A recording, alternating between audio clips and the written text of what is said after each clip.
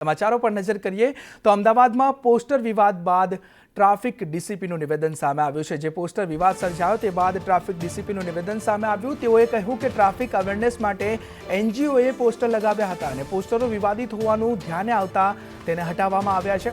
એનજીઓને કડક શબ્દોમાં સૂચના પણ આપવામાં આવી છે। વિવાદિત પોસ્ટર ન લગાવવા સૂચના આપી દેવાઈ છે અને પોસ્ટરોનું અર્થઘટન કરી ખોટી રીતે તેને હટાવાયા છે। તેથી સાયન્સ સિટી ડમરો સર્કલે આ પોસ્ટર જે લગાવવામાં આવ્યા હતા તેનું ખોટી રીતે અર્થઘટન થતાં તેને હટાવવામાં આવ્યા છે તેવું નિવેદન ટ્રાફિક ડીસીપી આપી રહ્યા છે।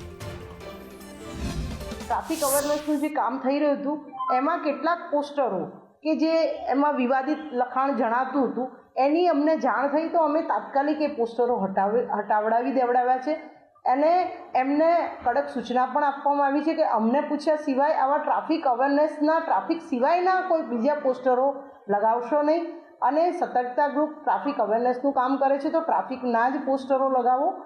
ટ્રાફિક વિભાગ દ્વારા એમને કડક સૂચના સતર્કતા ગ્રુપને પણ આપવામાં આવી છે।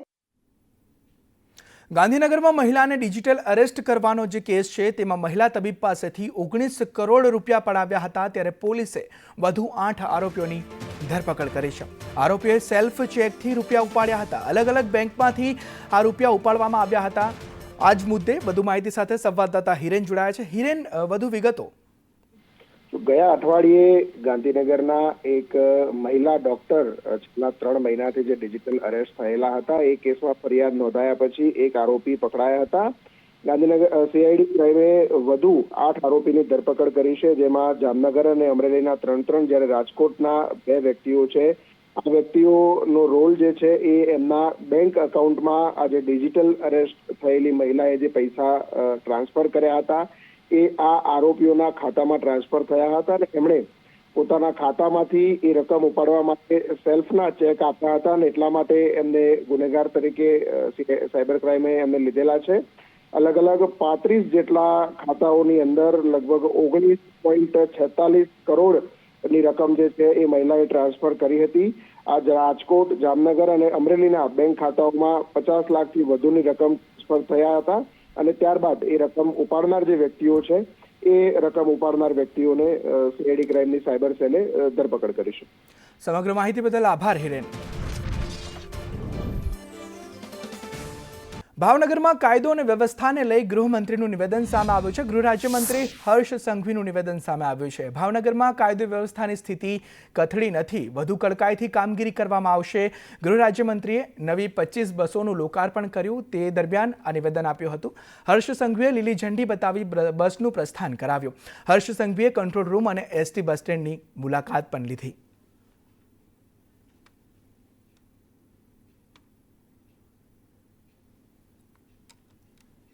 આ તરફ જૂનાગઢમાં ધારાસભ્ય ગોપાલ ઇટાલિયા ધરણા ઉપર વિસાવદર પોલીસ સ્ટેશનને શરૂ કર્યા ધરણા। ગરીબોને સસ્તું અનાજ ન મળતા રોષ ભભૂક્યો છે। અનાજ માફિયાઓ સામે ફરિયાદ કરવાની માંગણી સાથે આ ધરણા કરવામાં આવ્યા છે।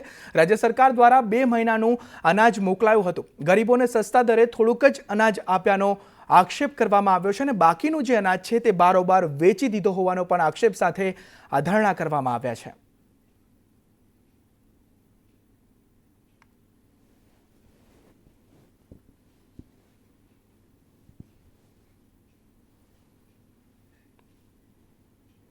આ તરફ મહેસાણા અર્બન બેંકની ચૂંટણીમાં રાજકારણ ગરમાયું છે। અર્બન બેંકની ચૂંટણીમાં એનપીએ મામલે સામસામે આક્ષેપો થઈ રહ્યા છે। એનપીએ મામલે બેંક ડિરેક્ટર ઉપેન્દ્ર પટેલના ગંભીર આક્ષેપો સામે આવ્યા છે। ઉપેન્દ્ર પટેલે કહ્યું કે 70 કરોડ એનપીએમાં બાકી છે। ડીએમ પટેલના વેવાઈનું એકાઉન્ટ એનપીએ છે અને ડિરેક્ટર ઉપેન્દ્ર પટેલના ડીએમ પટેલ પર આ આક્ષેપો સામે આવ્યા। ત્યારે બેંકના 70 કરોડ ભરાવો અને પછી એનપીએ વિશે બોલો। સમગ્ર મામલે વિશ્વાસ પેનલના ડીએમ પટેલનું પણ નિવેદન સામે આવ્યું છે। સામે ડીએમ પટેલે કહ્યું કે મારા સગા વહાલાનું કોઈ એનપીએ નથી। એજે પટેલના દૂરના સગા વિનોદ પટેલનું ધિરાણ છે। એજે પટેલ મામલે કરાયેલા આક્ષેપ ખોટા છે તેવું ડીએમ પટેલે કહ્યું છે। સામે પેનલમાંથી ડિરેક્ટર તરીકે ચૂંટણી લડી રહ્યા છે ડીએમ પટેલ, એમના વેવાઈ થાય છે તો એમનું લોંગ ટાઈમથી 2017થી આજ સુધીનું એમનું 45 કરોડની મૂડી હતી અને વ્યાજ ચડીને 70 કરોડ રૂપિયા જેવી માત્ર રકમ થઈ છે તો આને લોંગ ટાઈમનું એમપીએ કહેવાય। મિત્રો, સગાના આટલું બધું એમપીએ જો બાકી હોય તો તમારે એમપીએના મુદ્દા ઉપર બોલવાની કોઈ તમારી જવાબદારી થતી નથી. મારા સગાવાળાનું કોઈ એનપીએ નથી. એજે પટેલનું 70 કરોડ રૂપિયાનો એનપીએ કોઈ એજે પટેલનું 70 કરોડનું છે જ નહીં. એમના દૂરના સગાઓ, એમાં વિનોદ પટેલની ભાગીદારી વાળા એમના દૂરના સગાઓ કદાચ હશે, પણ એમાં વિનોદ પટેલની ભાગીદારીમાં છે અને વિનોદ પટેલે જ એ લોન ધિરાણ કરેલું છે અને એવડી મોટી કોઈ રકમ છે જ નહીં. એજે પટેલ છે જ નહીં ને. અમે વિનોદ એજે પટેલનું નામ છે જ નહીં ડાયરેક્ટ. તમે લાવો, એમના છોકરાનું પણ નામ નથી. આ તરફ જૂનાગઢના ભવનાથ મંદિરના વહીવટ અંગે વિવાદ ચાલી રહ્યો હતો, જેનો અંત આવી ગયો છે. હવે વહીવટી તંત્રએ આ મંદિરને પોતાના હસ્તક લઈ લીધું છે અને મંદિર માટે વહીવટદારની નિમણૂક કરવામાં આવી છે. આજે જૂનાગઢના પ્રાંત અધિકારી ચરણસિંહ ગોહિલે વિધિવત રીતે ભવનાથ મહાદેવ મંદિરનો ચાર્જ સંભાળ્યો. પ્રાંત અધિકારી ચરણસિંહ ગોહિલે આજે મંદિરમાં પ્રાથમિક સુવિધાઓની ચકાસણી કરી છે. હાલમાં પવિત્ર શ્રાવણ માસ ચાલુ હોવાથી ભાવિકોની સુવિધાને પ્રાથમિકતા આપવામાં આવે એ માટે જરૂરી પગલાં પણ લેવામાં આવ્યા છે. વહીવટી તંત્ર, વહીવટદાર પ્રશાસન છે, એમના દ્વારા સાંજે એક મહાઆરતીનું આયોજન અમે કર્યું છે. આજે મહાદેવની વિધિસર આરતી સાથે મંદિરનો જે વહીવટ છે એ અમે સંભાળીશું. તમામ જે મિલકતો છે એની એક ઇન્વેન્ટરી બનાવવામાં આવશે અને આ ઇન્વેન્ટરીનું રજિસ્ટર છે એ પ્રમાણે મિલકતોની દેખરેખ અને નિભાવણી કરવામાં આવશે. અને આ ઉપરાંત જે તમામ પરંપરાઓ સાથે જે મંદિરમાં સેવા પૂજા છે એ બધું રાબેતા મુજબ ચાલુ રાખવામાં આવશે. જૂનાગઢના ભવનાથ મંદિરમાં મહંત પદના વિવાદનો આખરે અંત આવ્યો છે. ભવનાથ મંદિરમાં વહીવટી શાસન લાગુ કરાયું છે. મહેશગીરી બાપુએ સરકાર અને વહીવટી તંત્રનો આભાર માન્યો અને સંકલ્પ પૂર્ણ કર્યો હતો. મુદત પૂરી થયા પહેલા જ એમની અકાલપટ્ટી કરવામાં આવી છે. ખોટો ભ્રમ એ ફેલાવે છે. અકાલપટ્ટી કરવાના કારણો પ્રેમગીરી અતિથિ ભવન વગર મંજૂરીએ, પછી ગેરરીતિ, હિસાબ કિતાબમાં ગેરરીતિ, હાજરી જે જોઈએ એટલી હાજરી નથી અને આવા ઘણા કારણો છે જેના લીધે એમને અકાલપટ્ટી કરવામાં આવ્યું છે. આ તરફ દિલ્હીના નેશનલ મીડિયા સેન્ટર ખાતે 71માં રાષ્ટ્રીય ફિલ્મ પુરસ્કારોની જાહેરાત કરવામાં આવી. ખાસ વાત એ રહી હતી કે જાનકી બોડીવાલા સ્ટારર વર્ષ ફિલ્મને શ્રેષ્ઠ ગુજરાતી ફિલ્મનો રાષ્ટ્રીય પુરસ્કાર મળ્યો છે અને કિંગ ખાનને જવાન માટે રાષ્ટ્રીય પુરસ્કાર આપવામાં આવ્યો છે. ત્યારે જાનકી બોડીવાલાને વર્ષ ફિલ્મ માટે બેસ્ટ સપોર્ટિંગ એક્ટ્રેસનો એવોર્ડ મળ્યો છે. જેમને લેવલ 2 બનાવ્યું અને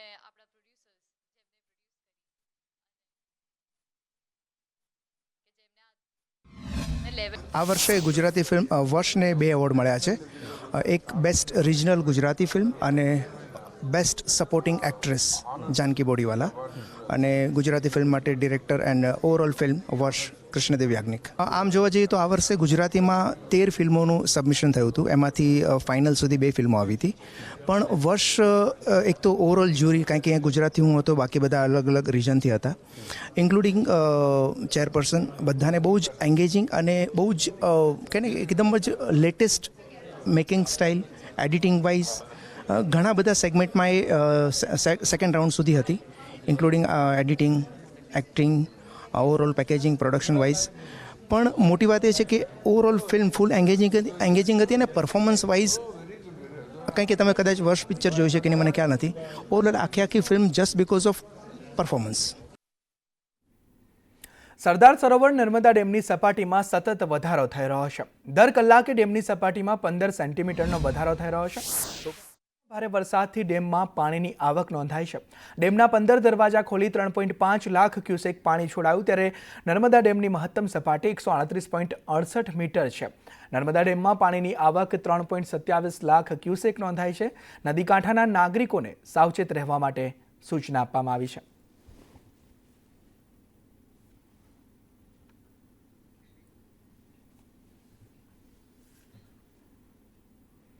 સરદાર સરોવરમાંથી નર્મદા નદીમાં ગઈકાલથી આજે બપોર સુધી 4 લાખ ક્યુસેક પાણી છોડવામાં આવ્યું છે. આજે બપોર બાદ પણ 3 લાખ ક્યુસેક ઉપર પાણી છોડાતા નર્મદા નદીનું પાણી ભઠ્ઠાને ઓળંગી ગયું છે. દિવેર આવેલ નર્મદા નદી કાંઠે આવેલું મઢી છે. અહીંયા જે મઢી નર્મદા નદીનો કાંઠો છે એ અહીંયા જે 500 મીટર જે નદીથી જે ભાટું હતું એમાં પણ પાણી આવી ગયું છે અને ભાટું પણ પાણીમાં તરબોળ થયું છે. અને અહીંયા આપણે જોઈએ તો હજુ પણ જો આ પાણી ચડશે, જે બપોર પછી છોડવામાં આવ્યું છે, પાણી ચડશે નર્મદા નદીમાં, અને એ નર્મદા નદી નું પાણી હજુ પણ આગળ જે અહીંયા આપણે આશ્રમ આવેલો છે એ આશ્રમ સુધી પહોંચવાની શક્યતાઓ પણ છે. અને અહીંયા આપણે જોઈએ તો પોલીસ પોઈન્ટ પણ મૂકવામાં આવ્યો છે. નિલેશ પટેલ, સંદેશ ન્યૂઝ, સિનોર. આ તરફ સાણંદના ચાચરાવાડી અને લીલિયાપુરા ગામમાં ખેતરો પાણીમાં ગરકાવ થયા છે. વરસાદી પાણી ભરાતા ધરતીપુત્રોને મોટું નુકસાન થયું છે. કાઠિયાવાડી વાસણા ગામે 250થી વધુ ખેડૂતોના ખેતરોમાં પાણી ભરાયા છે, ત્યારે ચાચરાડી વાસણા ગામમાં ઔદ્યોગિક એકમોના કારણે 1000 વીઘા જેટલી જમીનમાં પાણી ભરાય છે. ગેલોપ્સ પાર્કની દિવાલના કારણે ખેતરોમાં વર્ષોની પાણી ભરાવાની સમસ્યા સર્જાય છે, જેથી ખેડૂતો કોઈપણ જાતનો પાક લઈ શકતા નથી. ગેલોપ્સ પાર્કના વહીવટકર્તાઓને સાણંદ મામલતદારે 4 વર્ષ પહેલા પાણી નિકાલ કરવા માટે ગુજરાત હાઈકોર્ટના હુકમ પ્રમાણે આદેશ પણ કર્યો હતો.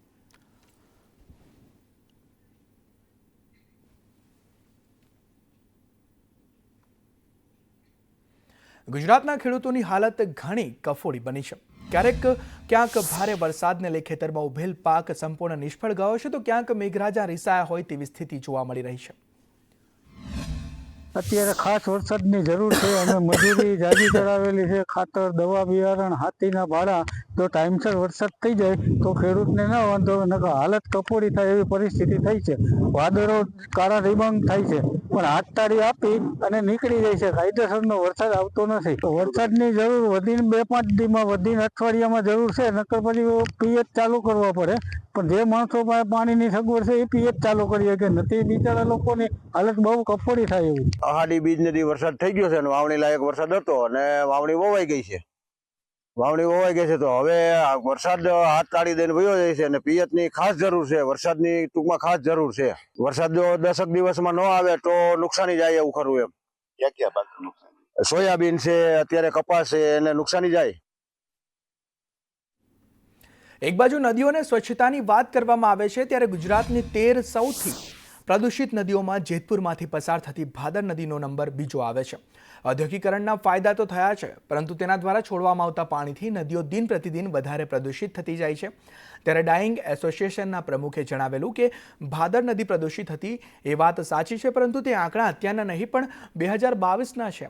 છેલ્લા રિપોર્ટ 2024 પ્રમાણે નદીનું પાણી પ્રદૂષિત નથી. જ્યારે બીજી તરફ ખેડૂતોનું કહેવું છે કે નદીનું પાણી પ્રદૂષિત જ છે, તો આ પાણીથી હાલ ખેતી થઈ શકે તેમ પણ નથી.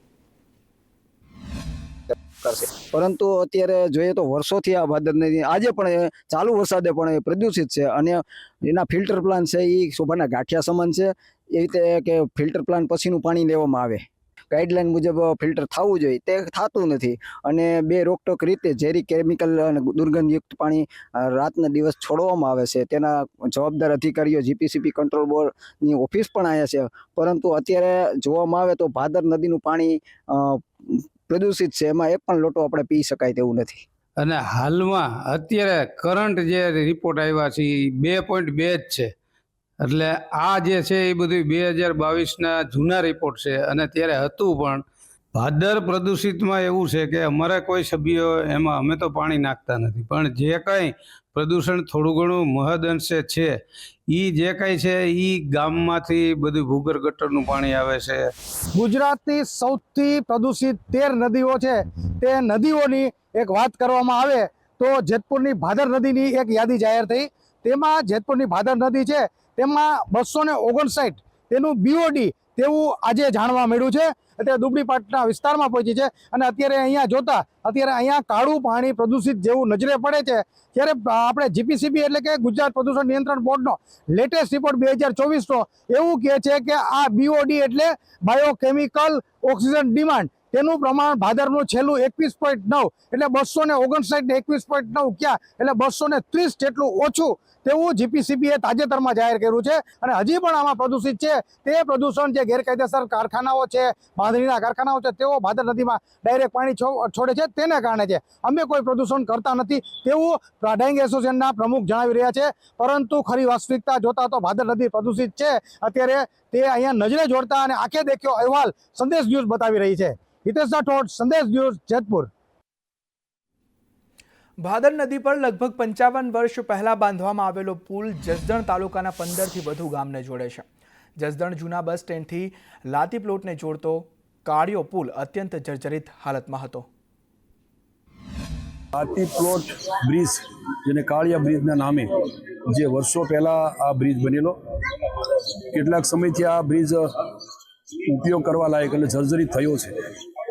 એને નવો બનાવવા માટેનું અમે નગરપાલિકાની ચૂંટણી વખતે વચન આપેલું. એ આ બ્રિજ લગભગ 3 કરોડના ખર્ચે, જેનું આજે અમે સૌ અમારા નગરપાલિકાના પદાધિકારીઓ અને અધિકારીઓની ઉપસ્થિતિમાં ખાતમુહૂર્ત કર્યું છે. આમાં ગામમાંથી પસાર થતી ગોમા નદી ઉપર જે રિવરફ્રન્ટ, જે અમે લગભગ 5.5 કરોડના ખર્ચે એનું પણ સાથે ભૂમિપૂજન કર્યું છે. આમ નગરપાલિકા વિસ્તારની અંદર લગભગ 8 કરોડના ખર્ચે વિવિધ કામો આ સિવાયના એનું અહીંથી આજે ભૂમિપૂજન કર્યું છે. આ તરફ અરવલ્લીમાં મગફળી બિયારણનો જથ્થો ઝડપાયો છે. મેઘરજના વેપારીના ત્યાંથી બિયારણનો જથ્થો ઝડપાયો છે. 40 કિલો મગફળી બિયારણનો જથ્થો આ જપ્ત કરવામાં આવ્યો છે. અરવલ્લીમાં મગફળી બિયારણનો આ સરકારી જથ્થો જે છે તેને જપ્ત કરવામાં આવ્યો છે અને વેપારી પાસેથી આ જથ્થો ઝડપાયો છે. બજારમાં દુકાનોની ચેકિંગ કરતા પંચાલ ચોકડી નજીક મનપસંદ હોટલની બાજુમાં રામદેવ સિંગચણા નામની એક દુકાન છે, જેમાંથી મગફળી 23 નંબર અમને જોવા મળી હતી. અંદાજિત 40 કિલોની આજુબાજુ એ જથ્થો અમે જપ્ત કર્યો છે અને પંચરોજ કામ કરીને અમે પરત આપણે જિલ્લા સંઘમાં જમા કરાવ્યું છે. આ તરફ પંચમહાલના શહેરામાં રાજ દવાખાનામાં તપાસ કરવામાં આવી. એસઓજીની અને પોલીસની મેડિકલ ઓફિસરને સાથે રાખી આ તપાસ હતી, જેમાં DHMSની ડિગ્રી ધરાવતા તબીબને સાથે રાખીને પણ તપાસ કરવામાં આવી. ત્યારે દવાખાનામાંથી એલોપેથિક દવાઓનો જથ્થો મળી આવ્યો છે.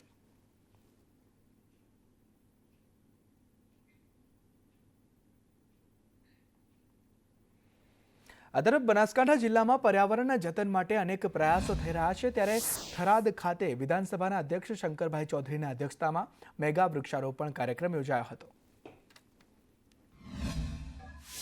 રસ્તા ઉપર નીકળતા માણસને પણ ફ્રૂટ મળી રહે, તે મુખ્ય ઉદ્દેશ છે. એટલે માત્ર પ્રાણવાયુ અને છાંયો ને શોભા એટલું નહીં, ફ્રૂટ પણ મળે. એટલા માટે ફળાવ ઝાડ માટેનો સંકલ્પ થરાદવાસીઓએ કર્યો. સરકારી તંત્રની સાથે રહીને આ કામ માત્ર સરકારનું છે એવું નહીં, આ પ્રજાનું કામ છે અને આ કામ કરવામાં બધાને મજા આવે છે. હું તો એટલા માટે કામ કરું છું, મને આ કામ કરવામાં મજા આવે છે. એવું પ્રજાજનોને પણ એમ લાગે છે કે વૃક્ષ વાવેતર કરવું.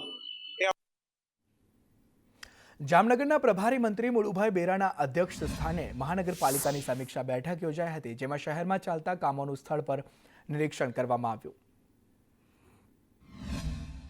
આજે જામનગર મહાનગરપાલિકાના કેન્દ્ર અને રાજ્ય સરકારની જે ગ્રાન્ટોના અલગ અલગ વિકાસના કાર્યો સમીક્ષા કરી અને જામનગરમાં ખાસ કરીને સોલિડ વેસ્ટથી લઈ અને સફાઈ અને ગ્રીન કવર વધારવા માટે અને જે મોટા પ્રોજેક્ટો છે એને ઝડપથી પૂરા થાય એના દરેક ખૂબ ઊંડાણપૂર્વકની આજે ત્યાં મહાનગરપાલિકા ખાતે ચર્ચા કરી અને એની સમીક્ષા કરી છે. આ તરફ ડીસામાં કચરા કૌભાંડમાં તપાસનો ધમધમાટ જોવા મળી રહ્યો છે. ત્યારે ચેરમેન મંજુલા રાવલ કંપનીના બચાવમાં ઉતર્યા છે.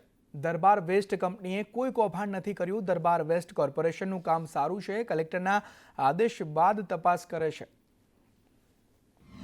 કૌભાંડ થયું નથી, બિલોમાં કોઈ કૌભાંડ નથી, બધું સરકારી રીતે બધી અત્યારે જે કોઈ કૌભાંડ થયું નથી, છતાં બી અત્યારે કાર્યવાહી કલેક્ટર સાહેબ થ્રુ ચાલી જ રહી છે. બધું સરખી રીતે ચાલુ. જે દરબાર વેસ્ટ કોર્પોરેશનને આપણે કામ આપ્યું છે એના મેન સાધનોની વાત છે, તો સાધનો તો એને કીધું છે કે તમને ટૂંક સમયમાં સરખા કરીને આપણને પાછા આપી દેશે. એ જે સાધનો તૂટી ગયા છે એની ભરપાઈ કરીને આપશે અને જે સાધનો સારા છે એ અમને સરખા કરીને આપશે. ના, એવું વસ્તુ નથી, કોઈ કૌભાંડ ચાલતો નથી, બધું સરખી રીતે ચાલે છે. આ તરફ વડોદરામાં જાહેરમાં કચરો નાખનાર સામે કાર્યવાહી. ડેપ્યુટી મ્યુનિસિપલ કમિશનર VM રાજપૂતનું નિવેદન સામે આવ્યું. તેઓએ કહ્યું કે 2025માં અત્યાર સુધી 28 લાખનો દંડ વસૂલાયો છે. જાહેરમાં કચરો અને મેડિકલ વેસ્ટ નાખનાર પાસે દંડ વસૂલાયો છે. જાહેરમાં કચરો ફેંકતા હોય, રોડની સાઈડમાં ખાસ કરીને CCTVની નજરમાં આવી ગયા હોય અથવા અમારા કર્મચારીઓના એમાં આવી ગયા હોય, એમને પણ એવા લોકોને પણ આપણે દંડ કરીએ છીએ. ખાસ કરીને અત્યાર સુધીમાં 28 લાખ જેટલો દંડ આપણે કરેલો છે. પહેલા આપણે આપ જોયું હતું જે સંસ્થાઓ હોસ્પિટલો દ્વારા આ પ્રકારની કાર્યવાહી કરવામાં આવી, વેસ્ટ જે જાહેરમાં નાખવામાં આવ્યો હતો એના પર કોર્પોરેશન દ્વારા તો દંડની કાર્યવાહી કરવામાં જ આવી હતી. જીપીસીબી દ્વારા પણ એમને ખૂબ હેવી દંડ કરવામાં આવ્યો છે અને એમને 1 મહિના માટેની ક્લોઝર નોટિસ પણ આપવામાં આવી છે. પ્રાંતિજ પાલિકાના સત્તાધીશો અને અધિકારીઓની બેદરકારીનો ભોગ વોર્ડ નંબર 1ના રહીશો બન્યા છે. મોટાવાસમાં દૂષિત પાણીને લઈ મહિલાઓ વિફરી હતી. મહિલાઓ હાથમાં ગંદા પાણીની ડોલ લઈ પાલિકા કચેરીને માથે લીધી. પાણીની કમ્પ્લેન્ટ નોંધ કરવા માટે પણ કોઈ સાહેબ હરખો જવાબ આપતા નહીં અને કિસક લાઈન તૂટી ગયા તો હંધાઈ જા. આવી લાઈન તો 2 વર્ષથી ખુલ્લી જ છે અને ગંદુ પાણી આવે છે અમારે. તાજેતરમાં લેવાયેલ અગ્નિવીરની ભરતી પ્રક્રિયામાં આપવામાં આવેલ જે રિઝલ્ટ છે તેમાં અન્યાય થયો હોવાના આક્ષેપ સાથે વિદ્યાર્થીઓ કલેક્ટર કચેરી ખાતે દોડી આવ્યા હતા. 2-3 વર્ષથી આર્મીની તૈયારી કરતા યુવાનોની આશા પર પાણી ફરી વળતા નાયબ કલેક્ટરને આવેદનપત્ર આપી રજૂઆત કરી હતી. આર્મીનો મુદ્દો છે. જે લોકોના માર્ક થઈ જાય છે એવા લોકોને લીધા નથી અને જે લોકોના માર્ક નથી થતા એ લોકોને એન્ટર કર્યા છે. બરાબર, એ મુદ્દાનું આવેદનપત્ર અમે આપ્યું. આ તરફ જામખંભાળિયામાં શ્રાવણ માસ દરમિયાન નોનવેજની દુકાનો પર પ્રતિબંધ મૂકવા હિન્દુ સંગઠનોએ રેલી યોજી હતી. સાથે કલેક્ટરને આવેદન આપી રજૂઆત કરી હતી. હિન્દુઓના નામ પર અન્ય ધર્મના લોકો મીઠાઈ, ફરસાણ, ફરાળી ચીજ વસ્તુઓનું વેચાણ કરતા હોય તેવા લોકો સામે પણ કાર્યવાહી કરવા માંગ કરી. ખંભાળિયાના ઠેર ઠેર ખંભાળિયા શહેરના માર્ગો પર નોનવેજના હાટડા જ્યારે અત્યારે વેચાતા હોય અને નોનવેજ ધોમ ધકાર જ્યારે વેચાતું હોય ત્યારે આજ રોજ એનિમલ કેર ચેરિટેબલ ટ્રસ્ટ, વિશ્વ હિન્દુ પરિષદ અને હિન્દુ યુવકો દ્વારા આજે જિલ્લા કલેક્ટરને રજૂઆત કરવામાં આવી હતી. આ પવિત્ર શ્રાવણ માસમાં આ નોનવેજ ઉપર તાત્કાલિક પ્રતિબંધ આવે તેવી અમારી સર્વે. પવિત્ર શ્રાવણ માસ જેવા પવિત્ર તહેવારોમાં પણ નોનવેજનું વેચાણ અને ઓનલાઈન હોમ ડિલિવરી પણ કરવામાં આવે છે. ત્યારે દેવભૂમિ દ્વારકા જિલ્લાના અહિંસાના ચાહકો અને ખાસ ગૌ સેવાના ચાહકો દ્વારા વિરોધ ઉમટી પડ્યો છે. ત્યારે આજ રોજ જિલ્લા કલેક્ટરશ્રીને આવેદન આપવામાં આવ્યું છે અને આ નોનવેજના હાટડાઓ છે તે આ તરફ મહેસાણાના ઊંઝામાં રખડતા ઢોરને લઈ રોષ ભભૂક્યો છે. વિશ્વ ઉમિયાધામ ફાઉન્ડેશનને આવેદનપત્ર આપ્યું છે. મામલતદાર અને નગરપાલિકા કચેરીએ આવેદન આપવામાં આવ્યું છે. તાત્કાલિક રખડતા ઢોર પકડવા રજૂઆત કરવામાં આવી. ઊંઝા મામલતદારશ્રી અને નગરપાલિકાના પ્રમુખશ્રીને અમે આવેદનપત્ર પાઠવ્યું છે અને આના ઉપર કડકમાં કડક સજા થાય આરોપીઓને અને કડકમાં કડક પગલાં લઈને ભવિષ્યની અંદર આવી કોઈ ઘટના ના બને એના માટે રજૂઆત કરી છે. અને રખડતી ગાયોને ઝડપથી એમને ગૌશાળાની અંદર મોકલવામાં આવે તથા જે પણ લોકો છે એના પર કાયદેસરની કાર્યવાહી કરવામાં આવે જેથી કરીને ભવિષ્યની અંદર આવી કોઈ ઘટના ના બને એના માટે રજૂઆત કરી છે.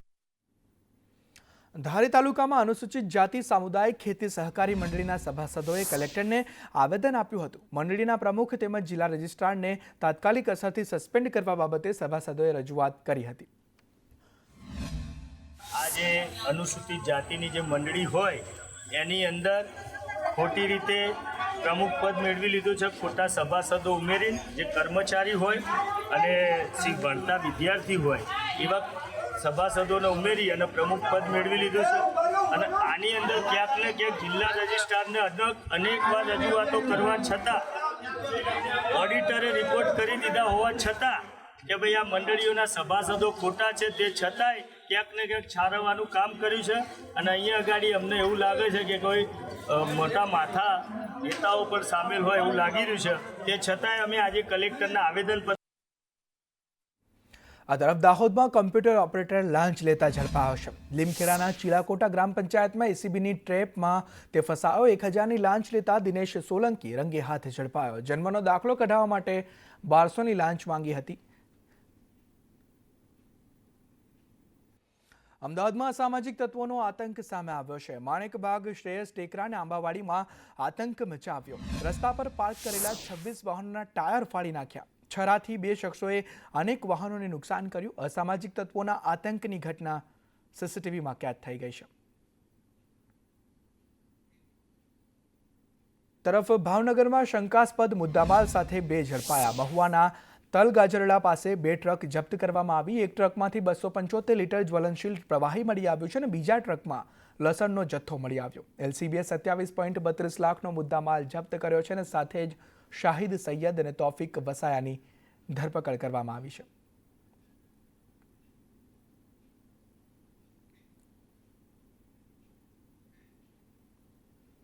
નવસારી જિલ્લામાં પોલીસે મોટી કાર્યવાહી કરી. તીસરી ગલી ગેંગના 6 સાગરીતોને પોલીસે ઝડપી પાડ્યા છે. 2 સાગરીતોને અલગ અલગ રાજ્યોમાંથી ઝડપ્યા છે. એકની રાજસ્થાન અને એકની મહારાષ્ટ્રથી ધરપકડ કરવામાં આવી છે. બિલીમોરા એરિયાની અંદર એક તીસરી ગલી નામની ગેંગ કાર્યરત હતી. આ ગેંગ ખિલાફ નવસારી પોલીસ દ્વારા અત્યારે એક ગુસ્સી ટોકનું કેસનો ઉમેરો કરવામાં આવ્યું છે. આ ગેંગના 7 આરોપીઓ ખિલાફ ટોટલ 42 જેટલા FIR અત્યારે રજિસ્ટર્ડ છે, જેની અંદર આ આરોપીઓ દ્વારા એકાકી કે સંયુક્ત રીતે ભૂમિકા નિભાવવામાં આવી છે. આ FIR નવસારીના 4 પોલીસ સ્ટેશન્સ ગણદેવી, ચીખલી, બિલીમોરા અને ખેરગામની અંદર રજિસ્ટર્ડ છે. વાગરાના સારણ ગામમાં થયેલી 30.85 લાખની ચોરીનો ભેદ ઉકેલાયો છે. ગરબાડાના સોની સહિત અન્ય 2 આરોપીને પોલીસે ઝડપી પાડ્યા છે. સારણ ગામે એક મકાનમાં આ ચોરી થઈ હતી. પૂછપરછ દરમિયાન તેને તથા એની સાથે બીજા 3 ઈસમો આ ચોરીમાં સંડોવાયેલા હતા તથા આ જે ચોરીમાં ગયેલો મુદ્દાર માલ છે એને ગરબાડાના સોની અનિલ કુમાર સોનીને આપેલો હતો. આ તરફ કાલાવડમાં પોલીસે સોની વેપારીની દુકાનમાંથી 5.94 લાખના દાગીનાની ચોરીનો ભેદ ઉકેલ્યો છે.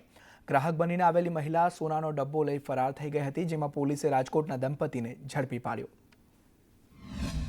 3 આરોપીને અટક કરવામાં આવેલી છે, જેનું નામ છે કિરણબેન ભૂપતભાઈ સોલંકી, કિશનભાઈ ભૂપતભાઈ સોલંકી અને પૂજાબેન વાઇફ ઓફ કિશનભાઈ સોલંકી.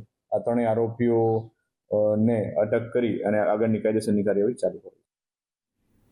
આ તરફ જામનગરમાં રીલની ઘેલછામાં યુવક બેફામ બન્યો. બેડી બંદર રોડ પર યુવકે સ્પીડમાં કાર હંકારીને બેફામ કાર હંકારી રીલ બનાવી સોશિયલ મીડિયામાં પણ મૂકી. પોલીસે 19 વર્ષના જાબીર સાયચાની અટકાયત કરી.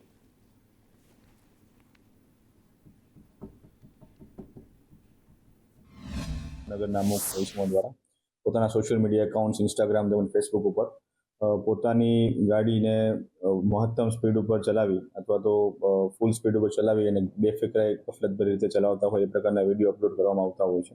ઇન્સ્ટાગ્રામ યુઝર આઈડી જાબીર સાયચા કરીને જે છે, જાબીર મહેબૂબ યુસુફ સાયચા, એ એમના ધ્યાને આવતા એમના વિરુદ્ધ ભારતીય ન્યાય સંહિતા તેમજ એમની એક મુજબની કાર્યવાહી કરવામાં આવેલી છે.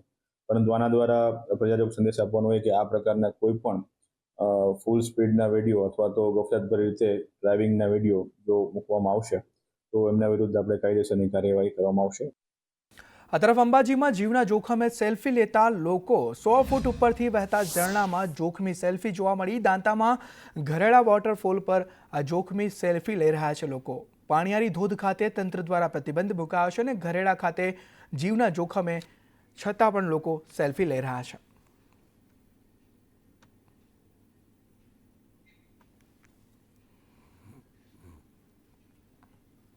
નવસારીમાં વાંસદા નેશનલ પાર્કનો ડ્રોન વિડીયો વાયરલ થયો છે. નેશનલ પાર્કમાં ડ્રોન પર પ્રતિબંધ છતાં ડ્રોન વિડીયો વાયરલ થયો છે.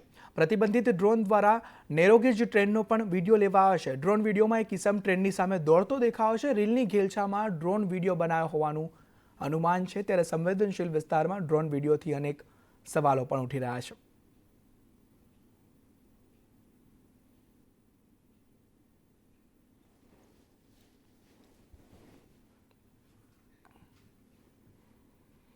આ તરફ નડિયાદમાં DGP cup 2025 athletics and cycling સ્પર્ધાનું આયોજન કરવામાં આવ્યું છે, જેમાં સ્પોર્ટ્સ કોમ્પ્લેક્સ ખાતે ત્રિદિવસીય સ્પર્ધામાં ગુજરાતભરના પોલીસ વિભાગોમાંથી સ્પર્ધકોએ ભાગ લીધો છે. રાજ્યના 140થી વધુ પોલીસ રમતવીરો વચ્ચે 14 સ્પર્ધા યોજાશે. વિજેતા રમતવીર રાજસ્થાન ખાતે રમાનાર નેશનલ સ્પર્ધામાં ભાગ લેશે.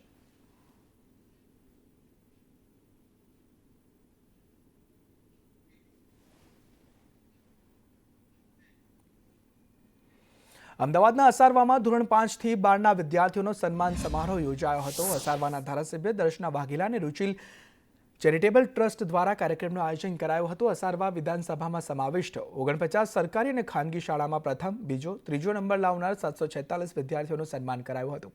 વિદ્યાર્થીઓ ભણવામાં ઉત્તીર્ણ થાય તે હેતુ માટે કાર્યક્રમનું આયોજન કરાયું હતું, જેમાં રાજ્યપાલ આચાર્ય દેવવ્રત અને એલિસબ્રિજના ધારાસભ્ય અમિત શાહે પણ હાજરી આપી. ખબર છે કે આ જ પ્રાથમિક શાળાના બાળકોને અત્યારે એમને કુમળો છોડ છે, આ છોડને તમે જે બાજુ વાળો ને એ બાજુ વળે. માટે આ દીકરા દીકરીઓને આપણે શિક્ષણની સાથે સાથે એમના જીવનમાં સારા સંસ્કારનું પણ સિંચન કરવાનું છે. આ દેશને આપણે સારા નાગરિકોની.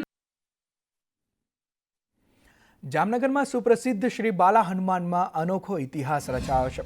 61 વર્ષથી અવિરત અખંડ રામધૂને આજે 62મા વર્ષમાં મંગલ પ્રવેશ કર્યો છે. ત્યારે ઐતિહાસિક અવસરની ઉજવણી માટે બાલા હનુમાન મંદિરમાં ધાર્મિક કાર્યક્રમોનું આયોજન કરાયું હતું, જેમાં સવારે ધ્વજારોહણ અને ત્યારબાદ રામધૂન બોલાવી હતી. 1 ઓગસ્ટ 1964માં પ્રેમ ભિક્ષુજી મહારાજે અખંડ રામધૂનનો મંગલમ પ્રારંભ કરાવ્યો હતો. છોટી કાશી તરીકે જાણીતું જામનગર શહેર ફરી એકવાર બાલા હનુમાનના નામથી ઐતિહાસિક ઓળખ ઊભી કરશે. બાલા હનુમાનમાં રામધૂન ચાલુ છે અને 62મું વર્ષ બેસે છે, ત્યારે અમે આ શુભ અવસરે આજના દિવસે અમારો એ સારો કર્મ છે કે અમે અહીંયા બાલા હનુમાન ધજા ચડાવવા આવ્યા છીએ અને અમે હર વર્ષ हर बर्थडे पहला અહીંયાથી જ અમારા બર્થડેની શરૂઆત કરીએ છીએ. हमारा सत्कर्म અને हमारा मम्मी पापा ने सारा संस्कार. काफ़ी सालों से यहाँ पे रामधुन का संकीर्तन हो रहा है जो आज तक बंद नहीं हुआ है. कोरोना, भूकंप, बारिश हो, कुछ भी हो, यहाँ पे रामधुन हमेशा से बजता आया है. सो इस पावन अवसर पर हम मोदी स्कूल के छात्रों को यहाँ पे दर्शन के लिए लेके आते रहते हैं. बहुत ही पावन मंदिर है, बहुत ही अच्छा अनुभव होता है. इसी अनुभव के लिए हम बच्चों को भी लेके आए हैं ताकि स्पिरिचुअली उनके अंदर भी स्पिरिचुअलिटी का भाव આવે છે. 61 સાલથી જો રામધૂન ચાલે છે તે ગઈકાલે 61 વર્ષ પૂરા થયા. આજથી 62 વર્ષ શરૂ થાય છે અને શ્રી મહારાજે આવા 6 થી 7 ઠેકાણે પોરબંદર, બેટ દ્વારકા આ પ્રમાણે રામધૂન મંત્રનો સતત જાપ ચાલુ કરાયો છે, જે અત્યાર સુધી ચાલુ છે. પોરબંદર, બેટ દ્વારકા પણ એનું ઘણા બધા અનુષ્ઠાન કર્યા અને ત્યાં પણ અત્યારે પણ હજુ રામધૂન ચાલુ છે. મહત્વના સમાચાર પર નજર કરીએ તો અમદાવાદમાં એરપોર્ટ પોલીસે કોલ સેન્ટર ઝડપ્યું છે. અમેરિકન નાગરિકો પાસેથી રૂપિયા પડાવતા હતા તે કોલ સેન્ટર ઝડપવામાં આવ્યું છે. લોનના બહાને તેઓ રૂપિયા પડાવતા હતા. $100 થી $500 પડાવતા એરપોર્ટ પોલીસે 2 આરોપીઓની પણ ધરપકડ કરી છે. હાંસોલની રાધે રેસિડેન્સીમાંથી આ કોલ સેન્ટર ઝડપાયું છે. ચિરાગ મોટવાણી અને અક્ષય અહુજાની ધરપકડ પણ પોલીસ દ્વારા કરવામાં આવી છે અને એરપોર્ટ પોલીસે ગુનો દાખલ કરી વધુ કાર્યવાહી પણ હાથ ધરી છે. ત્યારે આ કોલ સેન્ટર જે ઝડપાયું છે તેમાં અમેરિકન નાગરિકો પાસેથી રૂપિયા પડાવતા હતા, તેમાં 2ની ધરપકડ પણ કરવામાં આવી છે અને આગળની કાર્યવાહી પણ પોલીસ દ્વારા હાથ ધરવામાં આવી છે.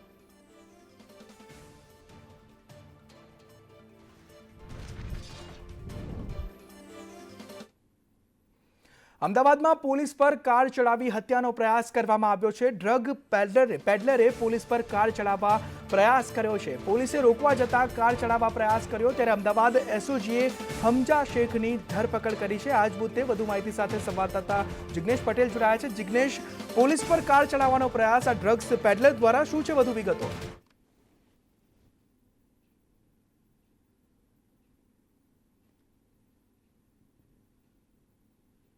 હોવાની બાતમી મળી હતી ને તેના આધારે જ્યારે પોલીસે તેને રોકવા માટે પ્રયત્ન હાથ ધર્યો ત્યારે હમજા શેખે પોલીસ પર ગાડી ચડાવી દીધી હતી અને ત્યાંથી નાસી છૂટવાનો પ્રયત્ન કર્યો હતો. જોકે પોલીસે તેને રોકી અને ધરપકડ કરતા સામે આવ્યું કે તેને પટવા શેરીના મકબૂલ પઠાણ પાસેથી આ ડ્રગ્સનો જથ્થો જે તે મેળવ્યો હતો અને તે છૂટક છેલ્લા 2 વર્ષથી પોતે પણ ડ્રગ્સનો નશો કરતો હતો અને સાથે જ જે ડ્રગ્સનું છૂટક વેચાણ પણ તે કરતો હતો, જેથી પોલીસે તેને રોકી અને તેના વિરુદ્ધમાં કાર્યવાહી હાથ ધરતા ડ્રગ્સનો જથ્થો પણ મળી આવ્યો છે અને તેની સાથે પટવા શેરીના વધુ એક ડ્રગ્સ પેડલરનું નામ સામે આવતા પોલીસે તેની ધરપકડ માટે કાર્યવાહી શરૂ કરી છે.